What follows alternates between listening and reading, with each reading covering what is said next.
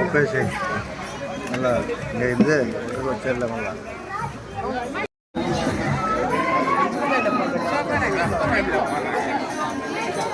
రండి ఫాస్ట్గా పంపిల్ల రోజండి శాఖ మీదే లేట్ ఫాస్ట్గా పంపిల్ల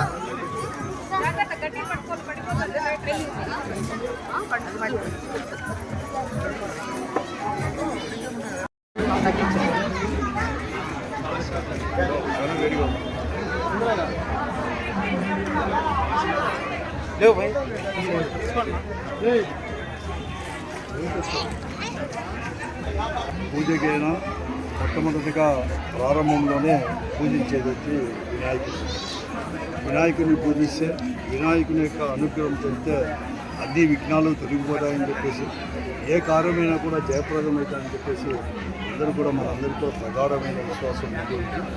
అందుకోసమే ఈ ఆదిదేవుని వినాయకుడిని మొట్టమొదటిగా అందరూ పూజించేది కాదు.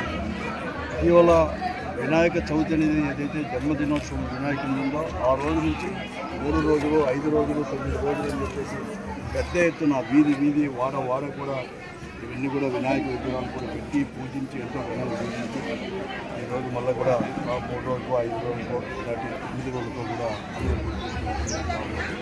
మరీ ముఖ్యంగా ఈ సర్వ మతస్థులు కూడా ముస్లింలు కావచ్చు, హిందువులతో పాటు ముస్లింలు, క్రైస్తవులు అందరూ కూడా వాళ్ళ వీధుల్లో కూడా ప్రతి ఒక్కరు కూడా ఇంట్లో కూడా భాగస్వామి కూడా అవుతున్నారు. పీర్ల పండుగ కావచ్చు, వినాయక చవితి కావచ్చు, ఏ పండుగ వచ్చినా కూడా కావచ్చు, మత సామరస్యానికి ప్రాతిపదిక కూడా ఈరోజు వినాయకుడిని కూడా పెద్ద ఎత్తున జరుగుతూ ఉంది. అందుకోసమే భవిష్యత్తులో కూడా ప్రతి ఒక్కరు కూడా మత సామరస్యాన్ని కూడా పాటించి అందరూ సాకే చంద్రశేఖర్ మా యువజన వైఎస్ఆర్ కాంగ్రెస్ పార్టీ జిల్లా ప్రతి సంవత్సరం కూడా జరుగుతూ ఉంది. ఎంతో ఘనంగా ఈ సంవత్సరం కూడా ఘనంగా కూడా జరుగుతుంది. అతనికి కూడా ప్రత్యేకంగా కూడా అందరికీ కూడా మరొక వినాయక